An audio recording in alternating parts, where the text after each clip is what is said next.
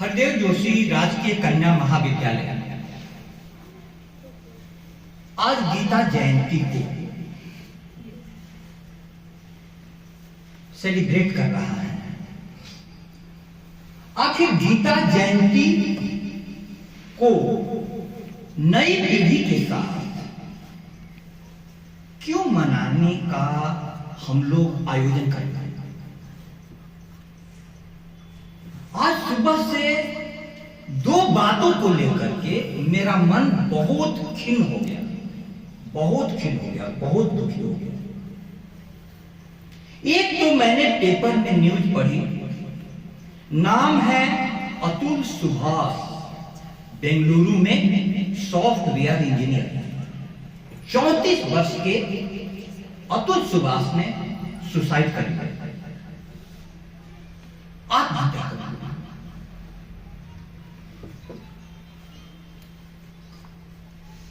और दूसरा मुझे दुख हुआ जब मैं कॉलेज में आया तो प्रमोद सर ने फोन किया कि गीता जयंती है, बच्चों के साथ मनाना। बच्चों से मैंने पूछा कि कृष्ण के बारे में क्या जानते हो?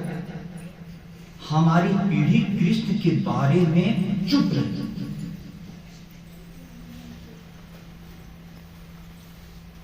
राम के बारे में क्या जानते हो? हमारी पीढ़ी राम के बारे में चुप रही। मैंने कहा कि पहली तो आत्महत्या की खबर ने मेरे को जो दुख दिया था, उससे भी ज्यादा दुख यह दे रहा है कि हमारी पीढ़ी हमारे संस्कृति के महान पुरुषों से पूरी तरह से वंचित है।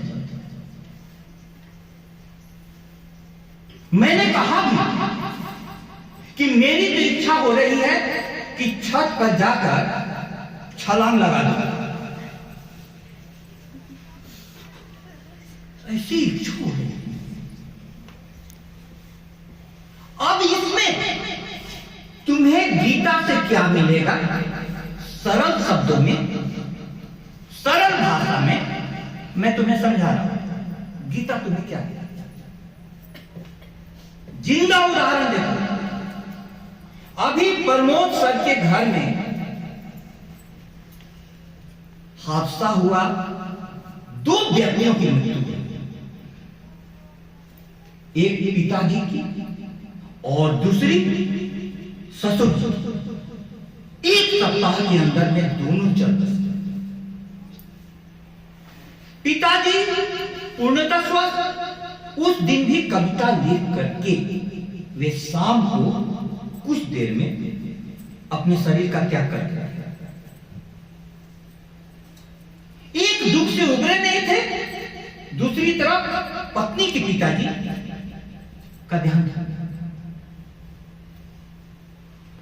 एक भी मौत व्यक्ति को पूर्णतया विचलित कर देती है, लेकिन दोनों कार्यक्रम को, जो श्राद्ध, जो कार्यक्रम होता है, अंत्येष्टि कार्यक्रम, और उसके बाद सारे हमारे संस्कृति में जो दिए गए हैं, उसको करने के बाद ये तुरंत कॉलेज की सेवा में। एक उदाहरण तुम्हारे सामने में। अब तुमको सोचना यह है कि सीखने की प्रवृत्ति हो तो तुम्हारे लिए हर व्यक्ति गुरु बन जाएगा। सीखने की प्रवृत्ति हो तो, और यदि सीखने की प्रवृत्ति नहीं हो, हर व्यक्ति गुरु बन जाएगा। इसका एक उदाहरण, एक फकीर के पास सिर्फ एक कटोरा था। ध्यान से सुनना। कटोरा, पूर्णतया वो उसके पास और कुछ नहीं था। उसने देखा कि उसके सामने में नदी से जब वो पानी पीने गया, कटोरा में पानी लेकर के पी रहा था, तो उसी समय एक कुत्ता आया और पानी पी गया। बिना, उसके पास तो कटोरे भी नहीं थे, पानी पी गया।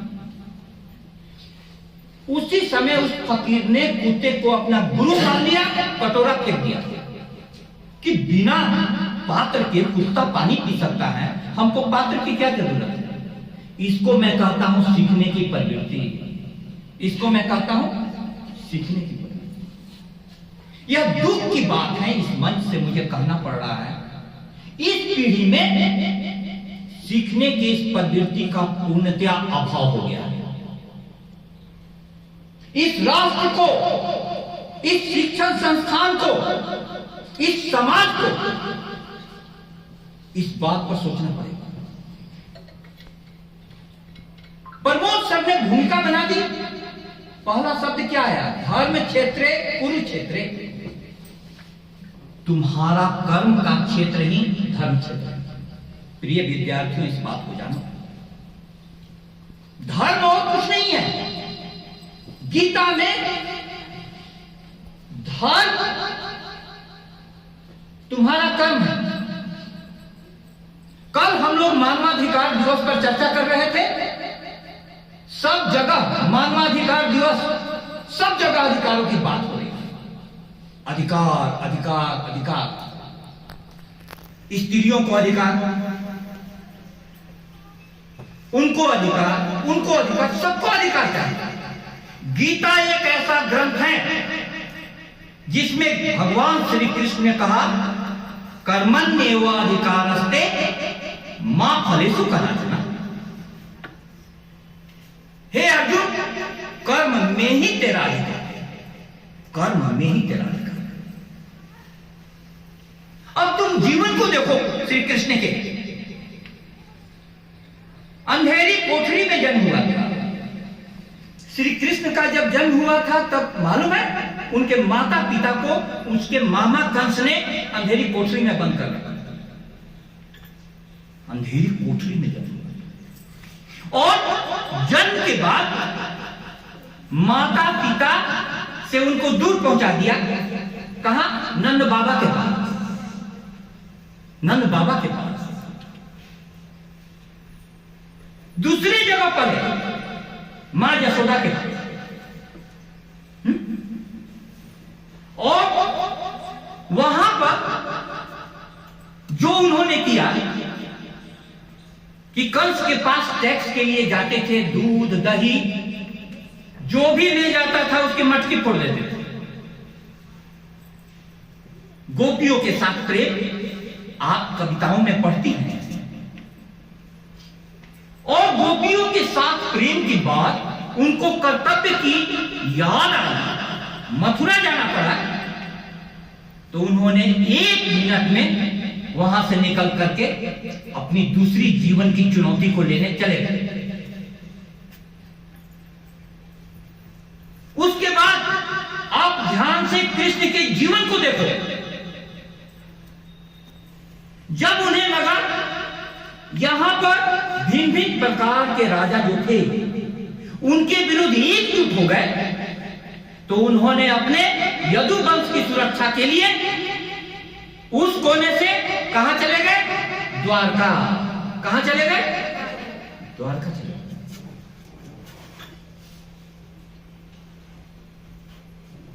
कृष्ण का युद्ध में भाग लेना जरूरी नहीं था। बलराम जी युद्ध में, महाभारत के युद्ध में भाग नहीं लिया, चले गए हैं तीर्थ यात्रा पर। लेकिन कृष्ण ऐसे शख्स हैं जिन्होंने युद्ध में भाग लिया। और युद्ध में सिर्फ भाग नहीं लिया, दुर्योधन और अर्जुन दोनों पहुंचे थे उनके पास सहायता के लिए। उस समय वे सोए हुए थे, तो अर्जुन अपने संस्कार बस कृष्ण के चरणों के पास बैठ गए। ध्यान से सुनना, चरणों के पास बैठ गए। दुर्योधन आया। दुर्योधन का जैसा संस्कार था वो कृष्ण के सिरहाने बैठा, सर के पीछे। संस्कार का अंतर है। स्वभावतः कृष्ण उठे तो उनकी नजर किस पर पड़ी? अर्जुन पर। कोई व्यक्ति ऐसे करते हुए तो नहीं उठता है, कोई उठता है। सामने में नजर पड़ी अर्जुन पर। उन्होंने कहा कि हे कुंती पुत्र अर्जुन, किस लिए आए हो? पीछे से आवाज आई कि हे केशव, मैं भी हूं। उन्होंने कहा कि युवराज, आपको तो मैंने देखा ही नहीं। दुर्योधन को उन्होंने देखा नहीं। खैर बताइए क्या चाहिए? उन्होंने दोनों को ऑफर दिया। क्या चाहिए? क्या चाहिए? तो दोनों ने कहा कि हम महाभारत युद्ध में आपकी सहायता प्राप्त करने के लिए आए हैं। तो उन्होंने कहा कि महाभारत युद्ध में मैं सहायता दूंगा, लेकिन मेरी एक शर्त है। शर्त क्या है? एक तरफ अस्त्र शस्त्र समेत हमारी सेना होगी, यदुवंशियों की सेना, दूसरी तरफ बिना मैं अस्त्र के, बिना मैं अस्त्र के। उन्होंने पूछा, कहो भूप के ही ले। हे राजन, बताओ तुम किसको लेते? एक तरफ सेना और दूसरी तरफ मैं बिना अस्त्र शस्त्र के लड़ूंगा।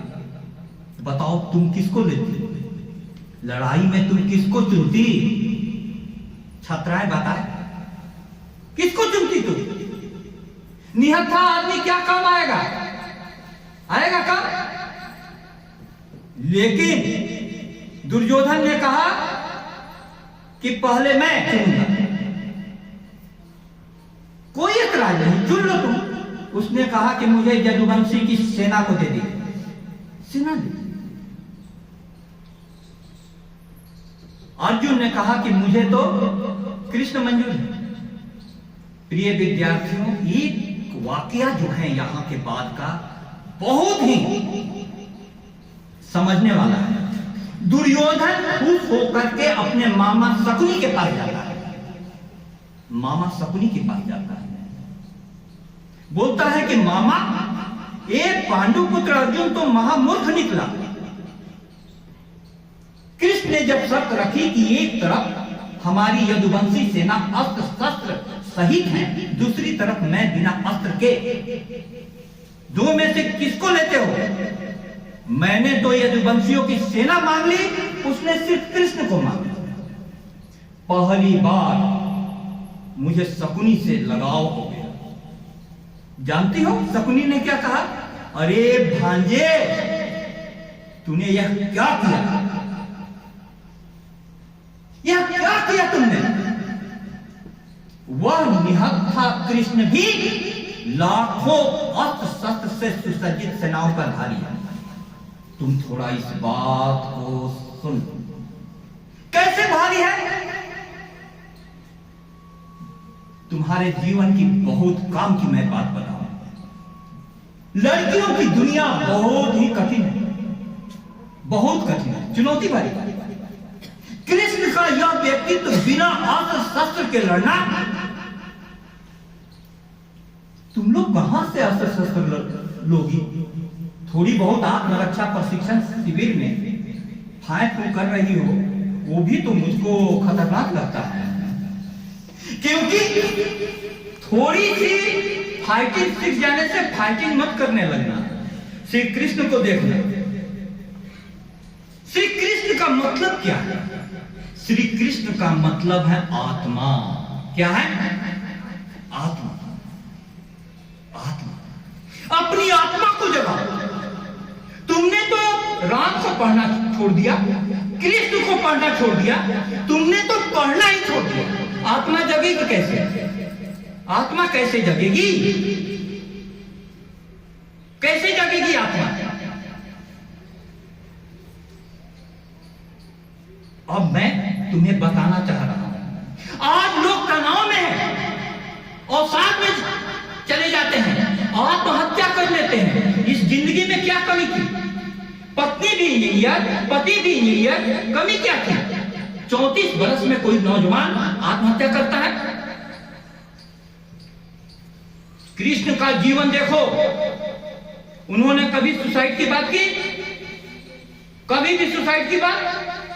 कभी भी नहीं। कभी भी कृष्ण को आपने अवसाद में देखा?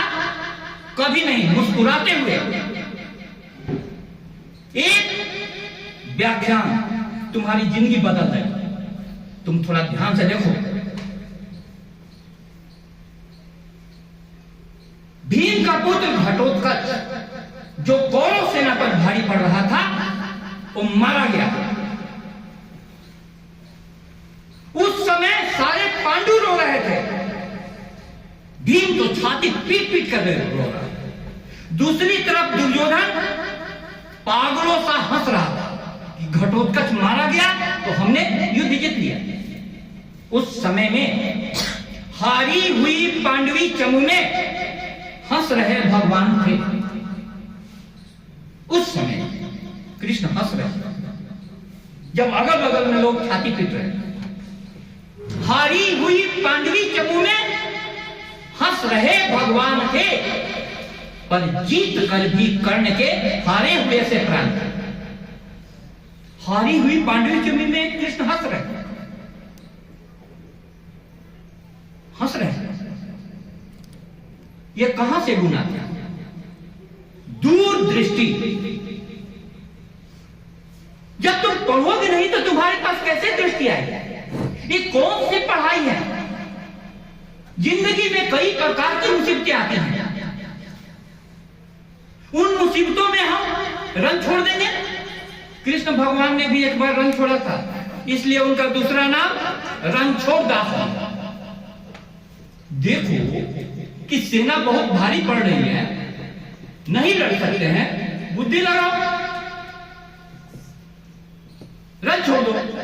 लेकिन रण का छोड़ना इसलिए नहीं था कि जीवन छोड़ देंगे। उन्हीं को फिर से उन्होंने पराजित किया। आत्मा आत्मा आत्मा। मैं कहना क्या चाहता हूं? मैं कहना यह चाहता हूं कि पानी बीच मीन प्यासी, मोही देखी देखी आवत हासी। पानी के बीच में मीन प्यासा, मुझे हंसी आ गया। जीवन में जीने के लिए कई आयाम हैं, कई क्षेत्र हैं। तुम पढ़ोगी नहीं, तुम क्षेत्रों का कैसे पता चलेगा? थर्ड ईयर की लड़कियां बैठी हुई है, सुनो, खड़े होकर के थोड़ा बैठो। थर्ड ईयर की लड़कियां बैठी हुई है। थर्ड ईयर में कठोपनिषद है पढ़ाना, सुखनासोपदेश है, किराता अर्जुनिया में। एक भी क्लास अभी तक बच्चियां 2 बजे नहीं आई।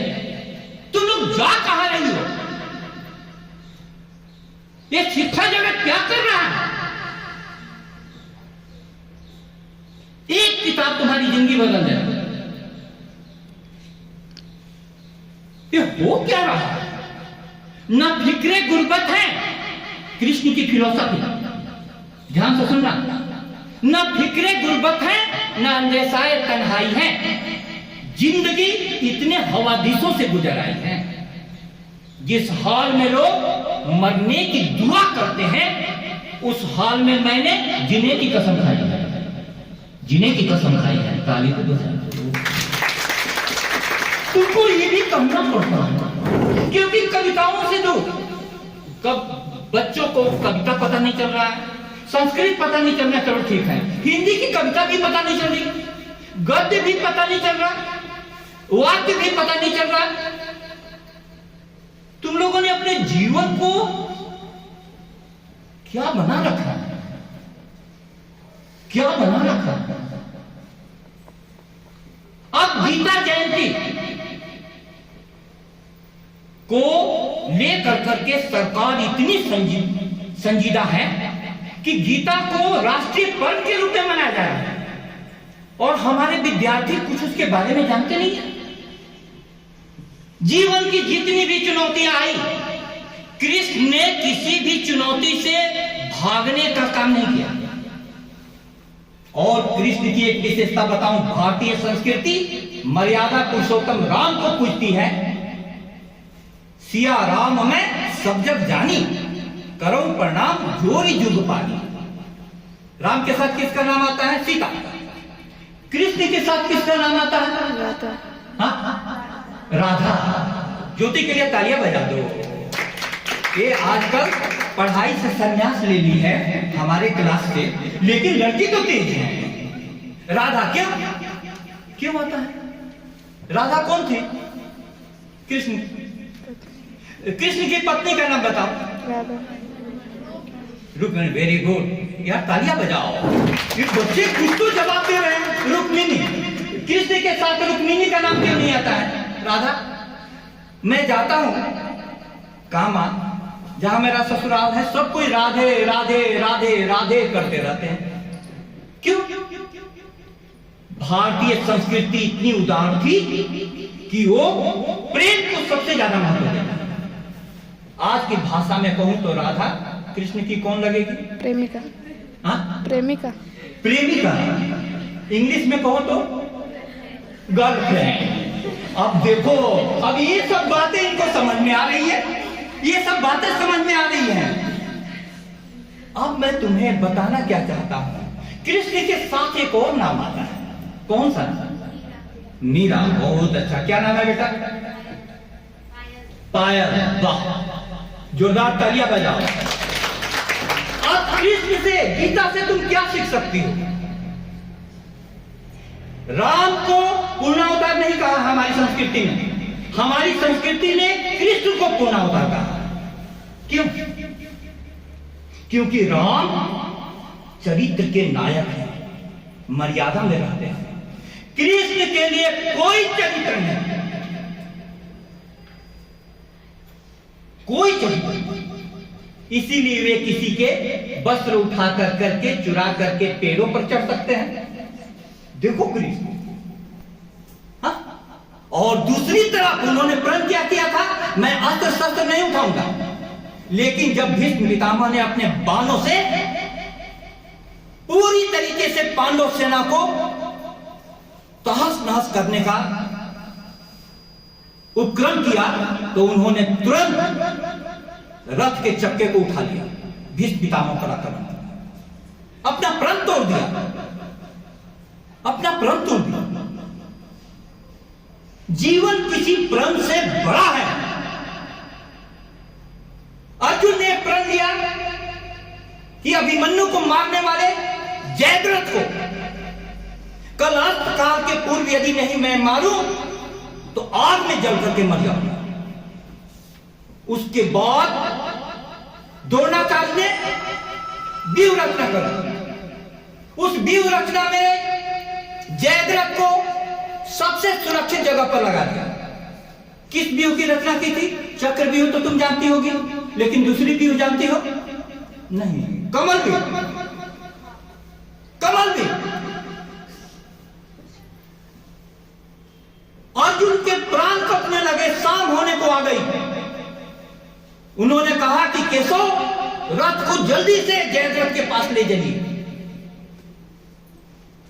जानते हो केशव ने क्या कहा? कि अर्जुन, तुम क्षत्रियों को ऐसी प्रतिज्ञा करने की क्या आदत पड़ गई है जिसके कारण तुम्हारे प्राण संकट में हो? उन्होंने कहा, ऐसी क्यों प्रतिज्ञा करते हो? जीवन सबसे बड़ा है। लेकिन बाद में शाम हो गई। उन्होंने उपाय किया। क्या उपाय किया? ये उन्होंने सूर्य के ऊपर बादल को लगा। कृष्ण भगवान, बादल आते ही संध्या काल हो गया और जयद्रथ खुशियों के मारे कमल व्यूह से निकल कर करके बाहर आ गया। तब कृष्ण ने कहा कि जयद्रथ, अर्जुन, हे वीर अर्जुन, जयद्रथ सामने में है, मारो। ये कृष्ण की चालाकियां तो देखिए। पूर्णावतार, पूर्णावतार। आज युवा पीढ़ी को जरूरत है इस पूर्णावतार की। जीवन बहुत तेजी से बदल रहा है। युवा पीढ़ी के बीच में परिवार आज खतरे में है। एक उदाहरण है। इस नौजवान ने कहा है कि मेरे केस की पूरा लाइव टेलीकास्ट हो। जज ने मुझसे 5 करोड़ रुपए मांगे। इतना डरना ये देश में हो क्या रहा है? न्यायालयों में न्याय नहीं मिले। मैंने एक कविता पढ़ी, उस कविता ने झकझोर दिया। कौन सी ये धूप है, कैसी ये बयार है, चंद लोग ही हैं बोलते और शोर बेशुमार है। एक हुक्म है निजाम का और बेजुबान हजार है। सब कुछ बेजुबान होते जा रहा है। क्या हो गया समाज को? पहले सफे से आखिरी हर पेज इश्तहार है। कहीं नहीं है सच मगर कहने को ये अखबार है। सच तो छपता ही नहीं। कौन सी ये धूप है, कैसी ये बयान है। अदालतें तो है मगर इंसाफ तार तार है।